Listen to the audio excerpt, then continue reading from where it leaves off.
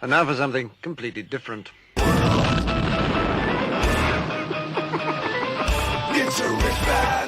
Forget everything you've been told by others before. Get ready for the real deal, the full story, real talk about money, markets, life. Now, it's The Real Investment Show with Lance Roberts, presented by RIA Advisors.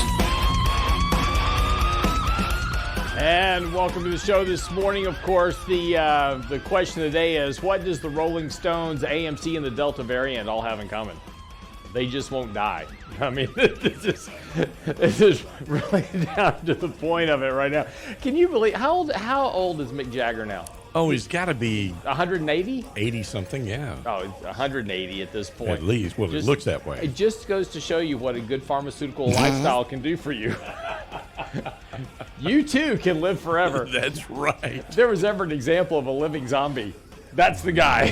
That's the band. Exactly.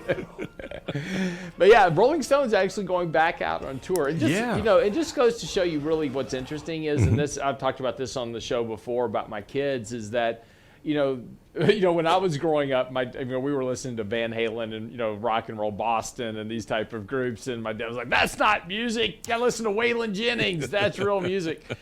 And it's interesting now, you listen to a lot of music today, and I've become my dad, right? Like, that's not music. You got to listen to. But no, my kids all listen to AC/DC, the Rolling Stones. Yeah. That music has really transcended generations much more than I thought it would have. Well, the lyrics have held up a lot better. Yes, that is true. Highway to Hell never goes out of style. Of course, it doesn't help when all your music, Shoot to Thrill, Highway to Hell, Back in Black, kind of all get imported into Marvel movies. So that kind of helps. There's that. That does help a good bit. So. And then there's the subtle reminder in the grocery store music system. Now you're getting older though when you get into an elevator. They have elevator music, and it's a rendition. It's some guy on a pan flute doing Highway to Hell. And you know the words. And you know the words exactly. Anyway, lots of stuff to get into this morning. Speaking of variants, in September, it was either August or September, here on the show, going back in our way back machine of 2020, as we were starting to really fast track all these vaccines for trying to fight the COVID virus at that point. We said here on the show that the problem with fast tracking vaccines at this early stage of a virus is that, well, viruses have a very nasty habit of mutating and becoming really, where the vaccines don't have any effect on the virus itself. And now even Dr. Fauci out yesterday talking about the new Lambda-variant of this virus is now vaccine resistant. So, this is going to become much more problematic here as we continue to go forward. We're seeing cases of the Delta variant rising at this point at a very fast pace, and this has gotten quite a bit of attention between the White House and even the state of Florida. Governor DeSantis yesterday basically pushing back against the Biden administration, saying, no, we're not shutting down schools or businesses, and we're not requiring masks, et cetera. We're getting our economy back going again. And this is really going to become a big challenge economically as we go forward here, because, again, after having shut down the economy, business owners realize the damage that does to their business and to the economy over the sake of a virus. And yes, while the virus is certainly a vicious thing at this point, a lack of a job tends to be much more devastating to a lot of family members. So, people are really having to make this very tough decision between masking and shutting down the economy and all this versus working and being productive in an economy. And now you've got a particular strain of the virus, this Lambda variant now coming up, that may be much more vaccine resistant. So here we go again. This is going to be problematic. Now, as we talk about this, and again, we look back, we've had the flu for, every year, as long as I've been alive, and longer than that. And we have multiple, every year you go down, you get your flu shot. That covers about 5 versions of the flu. There's about 150 different variants of the flu. And so even if you get the flu shot, you may still get sick, right? And we don't shut down the economy because of the flu. This is something we're going to have to learn to live with as we go forward, and something we're going to have to learn to adopt and work with as we go forward, because we've got to keep the economy going. And this is the thing that this is going to become the big challenge here. Using artificial stimulus, monetary policy, et cetera, to try to create artificial growth will work temporarily. And as we saw, it did work. We got economic growth last year, and because of basically we spent 20% of the economy in artificial debt-driven stimulus. So we got some growth out of the economy. The problem is you can't sustain that indefinitely. And so if you keep going through periods of shutting down activity or deterring people from going out into the world and doing things, that's going to make it more difficult to keep economic growth going. And this is why we're starting to already see potentially the after effect of all that stimulus is that stimulus works its way through the system now. Economic growth is beginning to slow much faster than previously anticipated. So that's going to be one of the big challenges here, is how do we balance out the caution against the virus and how do we mandate our lives so that we continue to create economic growth. Now here's the interesting bypart of this, or sideline of this. So last night, it's getting that time of the year that we start scheduling our Christmas vacation. And so every year we take our kids either skiing or the beach or something for a vacation break, right? And this is kind of just our annual family event. Everything is booked. Kids want to go to the beach this year, and so we started looking at resorts around different parts of the world. Everything is completely sold out already. Now, I told my wife, look, that is not surprising. Everybody's been locked up for a year. They want to get out. And now that things are opening back up, travel-wise, et cetera, you can get on a plane, you can go places and go to resorts.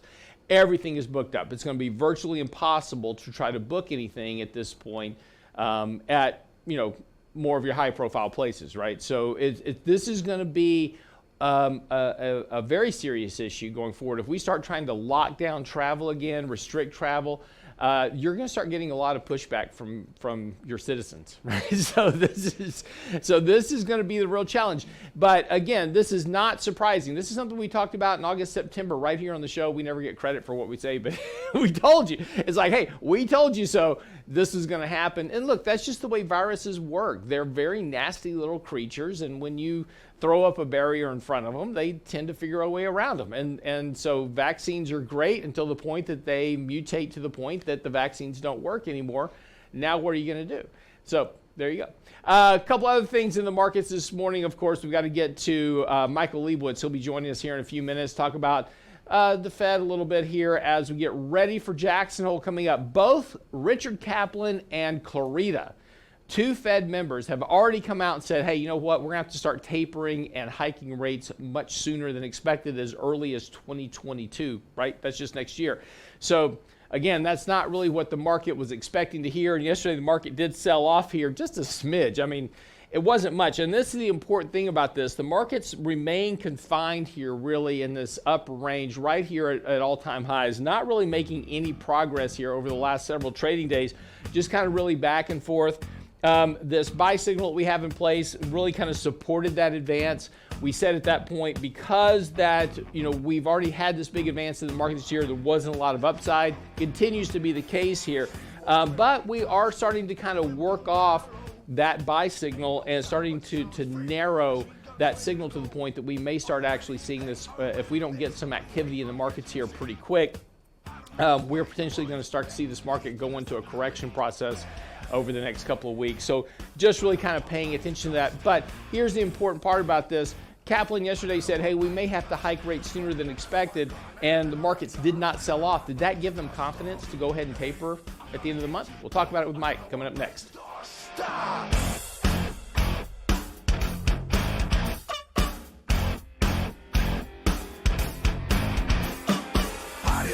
Get daily investment news you can use, delivered at the speed of the internet at realinvestmentadvice.com.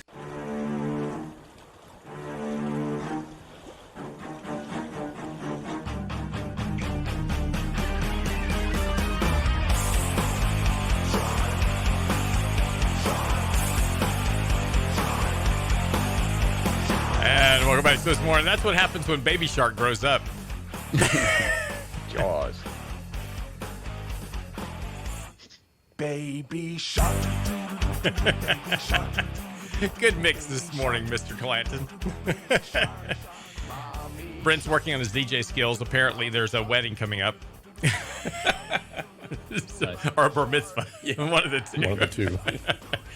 Michael Lebowitz joining us this morning as well. Good morning, Mike. How are you? I'm doing great. Good Awesome. to be back in my basement studio. Yeah, after a week on vacation. But you're nice and tan. This is a good thing. I got that going for me. Exactly. Okay, a couple of things here this morning.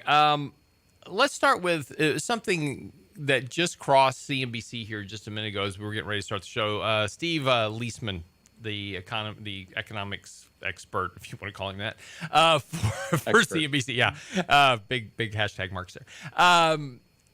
For CNBC was this talking about that the Fed really has their priorities misplaced at this point, that, really they shouldn't be looking at employment. Really, inflation is the thing they should be looking at. And it's this idea that inflation is potentially a much bigger problem than what the Fed thinks. The Fed thinks that inflation is primarily transient.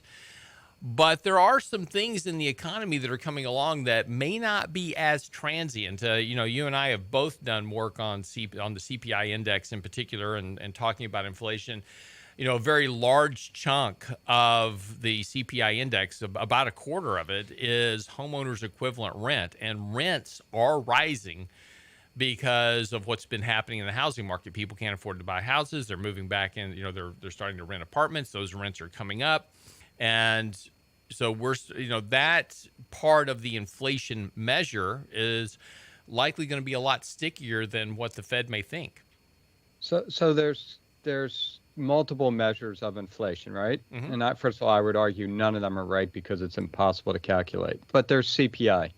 And like you said, CPI, I think it's 30% is, housing or rent inflation. And, in my article last week, I showed that there is no correlation between the CPI's measure Mm-hmm. of what they call shelter and reality and what's really happening. Right. And if you go back and look at the period before 2008, their measure of housing inflation was a relatively straight line. I forgot the number, called one, growing at 1.5% a year, while home prices were increasing pretty rapidly, 2004, 5, 6, 7 into 7. Right. And you look at it again, and again, we have a straight line in CPI, the shelter component, and prices are skyrocketing. So I agree that real inflation, the inflation we pay out of our pockets, has a potential to be a real problem. But the CPI inflation that they report is, it's a coin toss because they don't calculate it correctly. Right. Right. They fool around with these numbers to the point that they don't mimic what we pay out of our pocket. Right. So, and let me stop you. What's the problem is the question. Yeah, is there real inflation or is CPI inflation the real number? Well, first of all, let's just for everybody's edification, I guess, let's go back to 1997, 1998. Bill Clinton called in the Boskin Commission to evaluate CPI. And the reason was, at that point, everybody credits Bill Clinton with balancing the budget, right? We had a surplus for about 27 minutes in the U.S. economy during the Clinton administration, but that was because he borrowed basically $2 trillion from Social Security, moved it over to the budget, replaced it with IOUs, and this balanced our budget momentarily. And do what you got to do. And everything was great. But the problem is that it was the COLA adjustment on Social Security that was going to be problematic, right? If inflation keeps going up, they've got to pay more out in COLA. This became a bigger drag on Social Security payments. And so the Boston Commission was brought in to reevaluate, and that's how we came up with this whole kind of, we used to calculate CPI in a basket of goods. Here's the basket of goods. What was the price last year? What's the price this year? That's inflation. We rejiggered that calculation by doing things like homeowners equivalent rent rather than home prices, which we used to basically base it on home prices. And that would have captured a lot of these increases in 2007. And now we had 19%, price increase last month in housing prices. The homeowners equivalent rent stripped that out. And then we started doing these hedonic adjustments as well, saying, well, if you bought a computer in 2000, Today, if you pay the same price for it, it's a lot more powerful and has a lot more memory, etc. So it actually costs you less. So that's deflationary in the economy. So we made all these adjustments to suppress Social Security. Now, our inflation, so we could suppress the Social Security payments. And the whole problem with this, of course, is that as soon as you start mathematically adjusting anything to derive an outcome, it's no longer a good measure of what it is that you were trying to measure to start with. Right. It completely doesn't capture what we pay. Mm-hmm. And look, the number today, because I just did the work on this about a week ago, it's 30%, give or take a percent, of CPI is related to shelter. 23% is what they call owner's equivalent rent, which is where they look at home prices and they try to compute what a proper rent would be, and that's their measure of home prices. And then 7% is actual rent, right? Let's just forget the 23% because that formula is beyond rationality. It doesn't make a lot of sense. Just use home prices. You have Exactly. them, right? Rent is skyrocketing. In most places, it is going up double digits. But their measure of rent was up something like 1.5% or 2.3% last month, while all other measures are up 10+% on an annualized basis. Right. So they're just not capturing it. And how they do it, I don't know. And it's not, I'm not saying that they're trying to purposely hide it today, but all they're fooling around for the last 20+ years, all these hedonics, like you mentioned, changing the way they calculate it, changing contributions, has made it to the point where it's not capturing inflation. So what does the Fed do? The Fed's goal is price stability, right? The Fed's goal isn't inflation like they say it is. Right. It's right? price The stability. Fed would make you believe that 2% inflation is their goal, and they call that price stability. Right? To me, that means prices are going up 2% a year, and in 5 years, prices have risen by 10%. That doesn't seem like stable pricing, right? But regardless, 2%. So the Fed has a lot more flexibility to print money, to do what they want to do when inflation is artificially low, because they can't meet their target.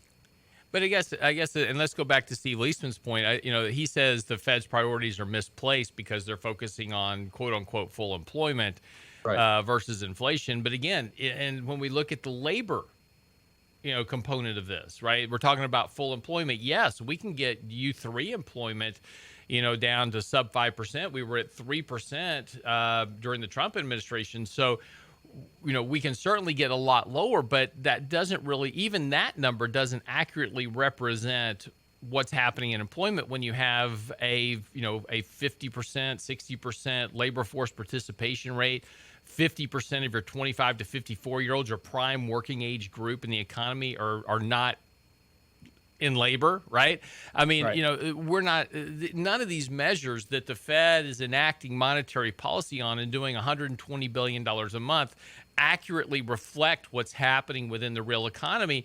And so this leads to bigger disparities between the working class and the rich, because again, as we showed numerous times, all of this liquidity goes into the financial markets, which accelerates the wealth of the top 10%. The bottom 80% have very little ownership in the markets, and they continue to get priced out of the economy in terms of what they're actually paying in terms of their cost of living versus their wages, which aren't going up.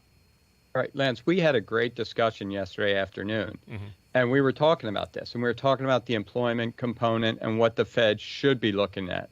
Right now, the Fed's saying, well, there's still about 6 million jobs that we lost since January of 2020.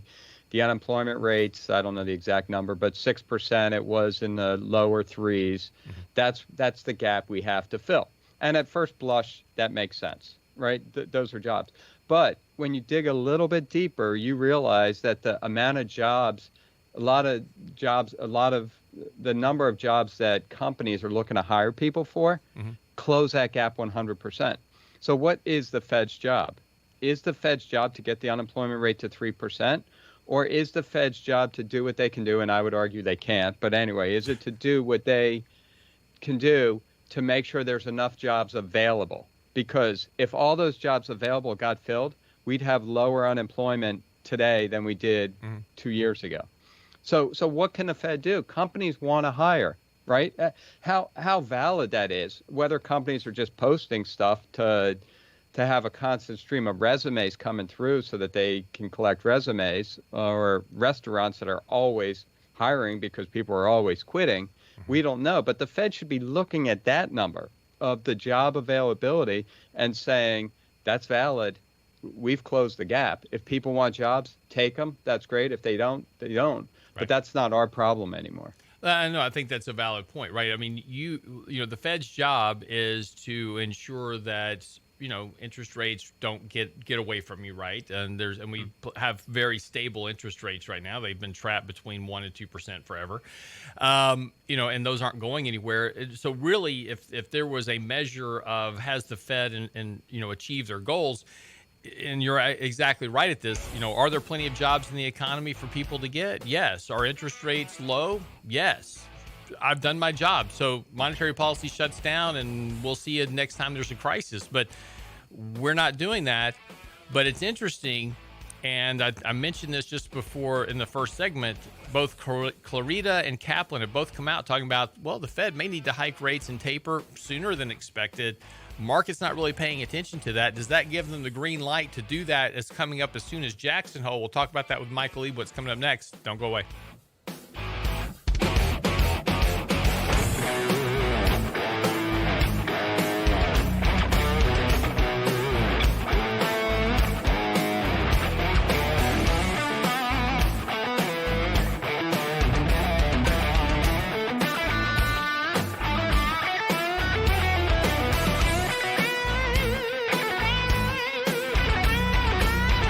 You're listening to The Real Investment Show. The Real Investment Show YouTube page has all of our videos ready for your easy access. From 3 minutes on markets and money to each day's radio shows like Technically Speaking Tuesday, Financial Fitness Friday, and the latest analysis from Lance Roberts and Michael Lebowitz. Subscribe and bookmark our YouTube channel for The Real Investment Show, or just click on the show links at realinvestmentadvice.com. Have the market's gyrations made you nervous? If so, it's because you have more risk in your portfolio than you realize. It's time to reevaluate your long-term investing strategy with RIA Advisors. Our disciplined approach can help eliminate unnecessary risk. We do that by having both a buy and sell discipline. Does your advisor do that? If you think it's time to work with an advisor who puts your interests first, it's time for real investment advice. RIA Advisors, 855-RIA-PLAN, RIAadvisors.com. And now, another page from the Real Investment Advisors Investing Manifesto. A passive investment portfolio requires active risk management. It's not a choice, it's necessity. Diversification doesn't protect against risk of loss. Let us actively help you reach your financial goals with RIA Advisors. Neither bull nor bear. RIA Advisors, 281-501-1791 or online at realinvestmentadvice.com. Can't catch the whole show now? Listen to our podcast later at realinvestmentadvice.com. My kids already dreading going back to school. With these Delta variant concerns spiking up around the country, if there's talk about more mask mandates, keeping kids home from school, going back to virtual learning, hell no. Hell no. The Real Investment Show podcast from your favorite service. Same show, your schedule. I will set them on the corner with a sign that says, "We'll learn for food." At realinvestmentadvice.com. Small businesses are discovering that attracting and retaining top talent come down to more than just salary. In today's highly competitive job market, compensation is more than just wages. Hi, I'm Tom Allen, RIA Advisors Retirement Plan Consultant. Healthcare and retirement plans can make the difference in hiring and retaining the best employees. We can show you how to build an affordable, effective employment package that delivers true value for your workers and your business. Call me toll-free at 855-RIA-PLAN or online at realinvestmentadvice.com. That's realinvestmentadvice.com. Real Investment Show podcasts are now available from Stitcher Smart Radio. Listen anyplace, anytime at Stitcher.com. Hi, Hi, Lance Roberts here. If you're like most people, your 401k plan represents the bulk of your retirement assets. And unfortunately for many, managing your 401k plan can be difficult. There's so many choices, so many things to consider. With just a quick email, a couple of questions, you can put RIA advisors to work for you managing your 401k plan. It's a quick and easy application. Just simply click Ask a Question at realinvestmentadvice.com or give us a call at 855-RIA-PLAN. That's realinvestmentadvice.com. The Real Investment Show YouTube page has all of our videos ready for your easy access. From 3 minutes on markets and money to each day's radio shows. Subscribe and bookmark our YouTube channel for The Real Investment Show. Or just click on the show links at realinvestmentadvice.com. realinvestmentadvice.com. You're listening to The Real Investment Show. Come shake your body, baby, to the conga. No, you can't control yourself any longer. Come shake your body, baby, to the conga. No, you can't control yourself any longer. And welcome back to the show this morning. Michael Lebowitz joining me as well, talking a little bit about the Federal Reserve. Of course, the big issue coming up here in the next couple of weeks, of course, is Jackson Hole. And the way the Fed always works, we've talked about this before on the show numerous times, is it is ultimately Chairman Powell that drives the ship. But what they do prior to meetings and prior to potentially policy changes is they kind of trot out their few of their more minor Fed members and have them make statements out to the public press. And these are kind of like little trial balloons to see how the markets react, see how the economy reacts, et cetera, to these statements. And interestingly enough, there's been a little bit more talk here recently about potentially needing to taper, monetary policy, which would be, to start with, reducing the amount of QE, this $120 billion a month that we're injecting into the financial system. And then the next step would be actually hike interest rates. And of course, the last time we tried to hike interest rates was back in 2018. That promptly led to about a 20% sell-off in the markets and an immediate reversal under pressure from the administration to get interest rates back towards zero, stop hiking rates, and get the markets back on track. So, presidents have learned that their entire presidency is now dictated. Their approval rating is really dictated more by the stock market than it is by anything else. The stock market is believed by the average American that if the stock market's up, the economy must be doing well. Not really anything to do with each other at all, because if that was the case, the market wouldn't be priced at 2.5 times the economy. But that's become the belief. And now this has become a baseline for the president to ensure his presidency and his approval ratings by making sure he has a high stock market. So lots of pressure on the Fed to keep juicing the markets. But again, this becomes problematic. Somebody inherits, eventually the bucket. And, right. And this is not going to be good for whatever president that is. So, if I'm a president, I want to be in there for 4 years and I'm out. But here's the point here. So last couple of weeks, and it's been interesting. There was an article in Bloomberg about 2 weeks ago, Richard Kaplan coming out talking about the fact that maybe needing to hike rates sooner than later. Clarita out yesterday, CNBC, saying exactly the same thing. May need to hike rates as soon as 2022. And of course, before you get to hiking rates, that means you're tapering the balance sheet. The market didn't really react much to that yesterday. Sold off a little bit. We were down, half a point yesterday. Very stable. No big panic in the markets. And these kind of trial balloons are really kind of giving the Fed a lot more confidence that, hey, if we taper, markets are probably going to take it in stride at this point. I think they're mistaken. I think the market is trying to call their bluff at this point, saying, I don't think you're going to taper. But I think the Fed may be taking this as a sign that they can go ahead and start at least talking more seriously about tapering their balance sheet in the coming months than not, and they think the market's going to hold up. Right. And if you notice over the last few months, they've ratcheted up the type of discussion about tapering QE. Mm-hmm. They're going to taper QE before they raise rates.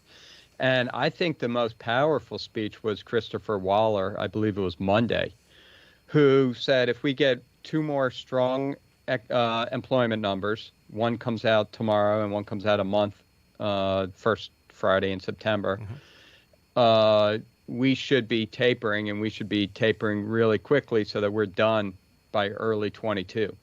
So he laid out a timeline, and he's talking about possibly September, October, beginning taper. And the other, there have been Bullard too. You didn't mention him. He's another one that's been very vocal about we need to taper, we need to raise rates so that we have more ammunition for the next recession to fight inflation for whatever it may be. So there's increasingly more Fed members are getting more vocal and more pointed about what the Fed should do and when they should do it. Powell is the only one that kind of sticks to his guns. And, we'll see. Let's wait. We got time. No need to rush. But, like you said, I think it's all a game. Mm-hmm. And what they're trying to do is condition the market. If you say that we're going to taper enough, taper this, taper that, blah, blah, blah, taper, taper, taper, and you do it for months on end, they think the market becomes immune to it, and it's just the way things are. And when they actually do say, we're going to start tapering 10 billion a month or whatever the number is, mm-hmm. the market will say, yeah, we knew that was coming. We've known that for months. Right. And in other words, the market prices it in. The market prices it in. They think. Yeah. They think. Now, what we've seen is the market has really gone sideways. Right? For the last month, the market has been in a very defined the S&P has been in a 50-point range. Up and down. It goes to the bottom. It goes to the top. It goes to the bottom. Right? Mm-hmm. The market is not ready for taper. We've said this a million times. And the reason we have to dwell on the Fed so much and not other things that should be more important is because that is what's driving the market. That is the underlying basis for where stock prices are, for where bond prices are, for where currencies are, where gold is, where commodities are. I mean, it's the basis for everything these days. So unfortunately, we have to dig into all these little comments and wait, which verb did he use? Which adjective? How did he describe that? Did he just say two employments? Right. So now there's a timeline. Now the market is thinking, let's look at this Friday, at tomorrow's employment report, right? So tomorrow they're going to announce on the employment report. And if there's about 600,000 or 700,000 new jobs in aggregate mm-hmm. or more, they're going to say, okay, well, we're halfway to Waller's goal. If we get the same thing next month, they're going to start tapering. And look, so look, I think that's a real possibility. I mean, there's some estimates out there. We could see 1 million jobs tomorrow. Now, ADP was a little bit weak, but there's not been a lot of correlation as of late between ADP and the BLS employment report. But I think there could be some very strong job reports over the next 2 months because all these people that are now coming off of unemployment benefits, right. Now they've got to go get a job. So again, and record job openings. So plenty of jobs, plenty of people off the rolls. I mean, we could see 3, 4, 5 million people starting to come back into the workforce over the next several months. That's going to be some really strong employment that's going to really start to push the Fed to taper, if not now, soon. And again, even CPI using their mm-hmm. funny math is very high. It's very concerning where it's at. Even if you believe it's transitory, the Fed's under a lot of pressure. Now you mentioned this earlier. I thought that was a great point that Biden doesn't want the Fed to do anything. He wants to retain the House and Senate mm-hmm. in a year or so, and he wants to get reelected in 2 or 3 years, whenever the next election is. So him, like every other president has done, is going to pressure Powell. Right. But the interesting thing is Powell's term comes up, I believe it's this February or March. Mm-hmm. Yep. So Biden has a lot of leverage over Powell. And if you've noticed, there have been a lot of articles that are kind of saying Brainerd or Powell. Right. Those articles don't come out of thin air. Those are leaked to the press. Right. They'll say, well, Brainerd has all these. Lael Brainerd has all these traits. And this is they've been pointing to her regulatory prowess. Yeah. This is why she would make a better Fed chairman, and she's equally dovish, Chairman Powell, and they go back and forth. Right. And I think a lot of that is just leverage and sort of an indirect threat. Right. Yeah, and no doubt about that. And again, it's going to be, very difficult. I think this is going to become increasingly difficult on, the Fed, whoever the chairman is, that ultimately, as the wealth gap continues to widen, to larger and larger degrees. We were talking this time last year, we were talking about the fact that the top 10% of income earners owned 86% of the stock market. Now they own 90% of the stock market. In another couple of years, they'll own 95% of the stock market. It's going to be more and more difficult to try to support that inequality shift through monetary policy. And they're talking about now, if you notice, the Fed has started talking about things like climate change. Now they're involved in climate change. But their real problem is wealth inequality, and they're the direct cause of it, but they're not talking about that yet. But I don't see how they get too much further down the road without having to start seriously addressing, potentially that issue and the effect that their monetary policy has on it. Right. And it's been more and more common. We talked about it a couple weeks ago from that PBS Frontline set of interviews, which was outstanding. Right. And I think it's becoming more and more better known by the media that what the Fed is doing is creating these problems. So the question is, when does the public the public has no idea what the Fed is and what the Fed does. But at some point, I think the public starts to realize what's going on, because at the end of the day, if you want to redistribute wealth, tax the high income earners 80% and give money to the poor people. That's one way you're really going to distribute wealth. Right. I'm not saying that's what you should do, but that's how you do it, right? Wealth. Yeah. What the Fed's doing, by funding these deficits with printed money, you're doing the opposite, right? So there's a lot of levers government can pull and the Fed can pull, and I'm not advocating either one. I think they're both crappy ideas. but what the Fed's doing is redistributing wealth to the wealthy. Right. It's basically Robin Hood. It's right as Robin Hood in reverse. When we come back from the break, I got an email question this morning. Actually, you did too. We both got an email question this morning, and it's very rare that I get an email question that I can't answer. And this was one that really stumped me this morning. And we'll talk about that email when we come back from the break, what the email question was and why now, and particularly now, was it so hard to answer. Talk about that when we come back from the break. Don't go away.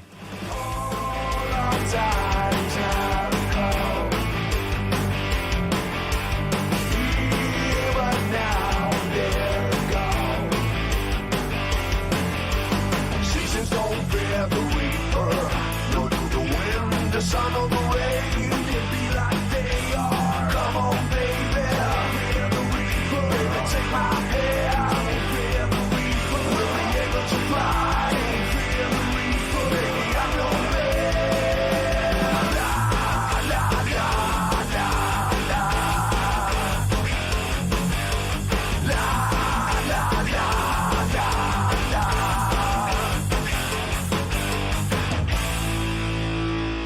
You're listening to The Real Investment Show.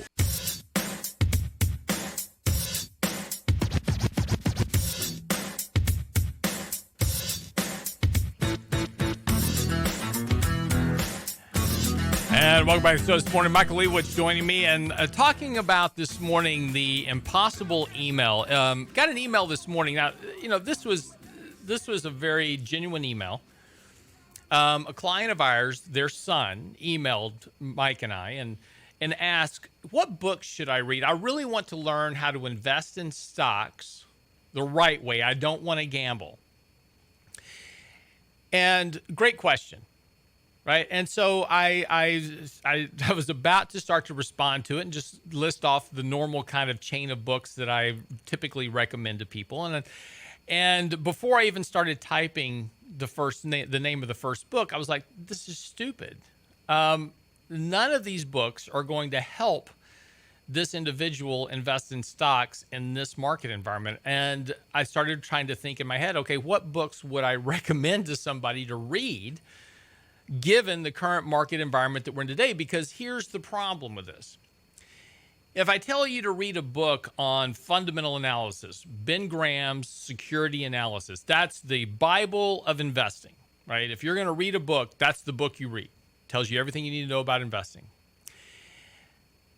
But it doesn't apply today because fundamentals don't matter. Mike and I have this conversation, just had this conversation yesterday. We're in a market where fundamentals absolutely do not matter. I just wrote an article last week talking about how 14% of the S&P stocks trade at more than 10 times price to sales. And that's a record, right? Price to sales ratios on the entire S&P is near 3 times price to sales, highest level ever on record, period, end of story. So what good does it do to read the the encyclopedia of investing of Ben Graham's security analysis in this type of market where securities analysis really doesn't matter. You buy stocks with the least quality fundamentals, they go up. You buy a stock, CVS as an example, great fundamental company, great fundamental story. Stock reports fantastic earnings, ups their outlook for the year, stock sells off 4%, right? So as soon as that happens, an investor goes, well, that fundamental stuff doesn't work, right? I'm going to go buy Robinhood and make 100% of my money in a day. Right. So it's an impossible question. How do you honestly answer this email? Because if you recommend, hey, read this book on fundamental investing, in his first venture out in the market, he buys a fundamental stock and it drops 30%, and he's watching all his friends trade Robinhood and make 100%. How long do you think he's going to stick to fundamentals? So it's really interesting, because I did reply and I didn't put as much thought into it as you. And I gave him a Benjamin Graham book and a technical book. I said, here's a fundamental book, here's a technical book. They're both a little advanced. So I said, you probably start with Investing for Dummies, where they explain what a stock is, what an option is, and all the very basics, right? But the more you talk, the more, I'm kind of agreeing with you that you're going to turn the kid off from investing if you say, okay, go find the cheapest company, and he buys the 3 cheapest companies, and those stocks go nowhere or down while the market keeps soaring, and his buddies trading all these crazy meme stocks go up. Right. So as you were just talking there, I thought of the best book he should read, Charles Kindleberger, Panic Manias. I forgot the name of the book. Panics, Manias, and Crashes, yes. Right. In the book, he reviews 5 or 6 of just the classic crashes: the Great Depression, the tulip bubble, the railroad one, just ones that are well known in history. And he kind of walks through them, and what you learn is that they are much more psychological events. They are not fundamental events. They're not purely technical events. They are psychology. And I'm almost thinking that Psychology 101 books, a book on manias and bubbles, may be required reading. Why do investors like to buy at high prices and they panic and sell when they're on sale? It's like it's the exact opposite of what we do as consumers. Right? Who goes into the store and it says marked up 20%? I'm like, I got to get 6 of those. But when it's down 40%, you say, ooh, I don't want to. I'm going to sell you some of mine. I don't want those anymore. Exactly. Right? It's the exact opposite. It's the exact opposite behavior. It's crazy. Yeah, it is. And it's interesting too, because there's so much talk right now between Wall Street Reddit bets, and we've talked about that on the show before, and again, you flip on CNBC every day, they're talking about individual stocks. And if I was going to write a book on investing, I would start the book out by saying, you don't start out, you don't start out riding a motorcycle, right? You start out riding a bicycle with training wheels. Then if you want to ride a motorcycle, you learn how to ride a bike first, take the training wheels off, and then you graduate to a motorized bicycle at that point, or a motorcycle, and you work your way up into it. And I think it's the same way that we should teach young people to invest. I get a lot of emails from parents saying, my kid wants to start investing in stocks. How do I get them started? Buy an ETF. Buy an S&P 500 ETF to start with, or a mutual fund, doesn't matter. But learn how the market works as a whole, right? Learn how to ride the bike. What makes markets go up? What makes markets go down? What happens during these market transitions? And how do you respond to your S&P 500 fund going down 2, 3, 4, 5%? Do you panic and sell, or do you keep buying more of it? Learn your behavior. Then once you do that, then you can start investing in individual stocks, because now you understand that what affects the markets also drives stock prices, and then you can start to equate these things together. It's very hard, though, to get people to do that, because investing in an index is boring. Right. It doesn't go up 100% in a day, and it's not the meme stocks, and it's not, I'm not going to drive a Lamborghini buying an S&P index fund. If I can trade options, I can make a lot more money. But that's the problem that we've done with the market. Robinhood is a terrible tool to give access to kids. because it only teaches them to gamble. It doesn't teach them to invest. It doesn't teach them to save and be prudent with their money. It teaches them to gamble. And eventually this will end badly at some point, and an entire generation of people will lose a large chunk of money. They will stop investing and saving, which will hurt them longer term because they've been damaged by the markets. And this, look, this isn't the first time. Happened in 2008, happened in 1999, happened in 1974, happened in 1929. People that invested in 1929 didn't come back to the markets ever. People that invested in 1974 didn't come back until 1990. People invested in 2000 didn't come back until 2013 to 15. So, you damage entire generations through these market crashes. And, we're in that environment again, and we're creating it even worse this time because of all the leverage and the speculation. The outcome of this is going to be terrible for that younger generation. Right. And this is all they know. They want meme stocks. No one looks. That was my article this week, was in part, it was on, productivity and how we're throwing money away investing in some of these stocks like AMC or Robinhood or whatever. Mm-hmm. But, if you look at AMC, it's a disaster. Forget COVID. It was a disaster before COVID. They had, of the last 10 years, only 1 year where they actually made more money than they're paying interest on their debt. Their Altman score, which measures how likely a company is to go bankrupt, has been well into they're not going to last. Really, we're well into the you're going bankrupt territory. Yes. And now throw in the fact that their box office sales are at best a quarter of what they were, and that there's new streaming services that even if COVID goes completely away and everyone's like, we're going back to the movies, everything's grand. A lot of people won't, because you can just watch them at home now when they come out, right from the production company. Yep. But it doesn't matter. It's a fun stock. It goes up and down 20% a day. That's what they want. Yeah. Right. They don't care what they're buying. I know. And look, they don't want training wheels. They want that that hypersonic bike. Yeah, exactly. And look, and this ultimately ends very badly. And as we said before, it's not going to be surprising when it does. But again, this can last a lot longer than you expect. And that's the thing that we also have to navigate in the markets, is that, we do have to invest in stocks. We do have to maintain our positions and portfolios, et cetera, because markets are going up. And, an important lesson that a lot of people have learned is that being out of the market can be just as damaging as suffering a correction. So if you miss the market upside and you miss the gains in the markets, that can be just as damaging to your long-term outcome financially as suffering a financial correction of 30, 40, 50%. So they have the same outcomes. You have to maintain your investments, but you have to manage the risk, which is what we talk about here a lot on the show, is how to manage risk and how to navigate these markets. It's not fun. It's certainly challenging. And, you don't get to participate in, the AMCs and the Robinhoods and those type of things by being prudent with your money.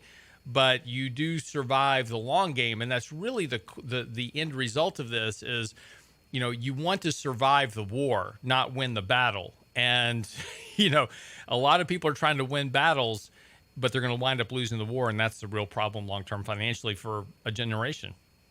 And I would say investing is not entertainment.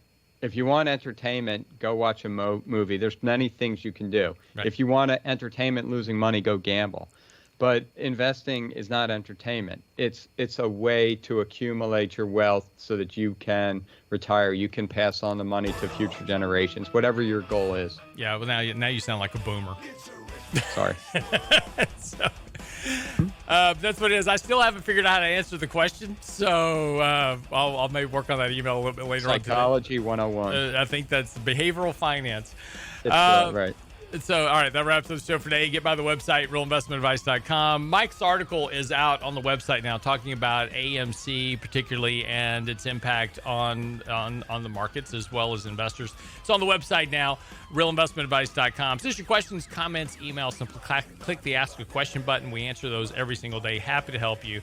And if you're interested in our portfolios and things, check out our subscriber service, riapro.net. And you can see all that there as well. Have a great day. We'll see you back here tomorrow, right here on the next Real Investment Show. See you then. All the things I could do. Get daily investment news you can use, delivered at the speed of the internet. Sign up for the Real Investment Report now at realinvestmentadvice.com. It's a rich man's world.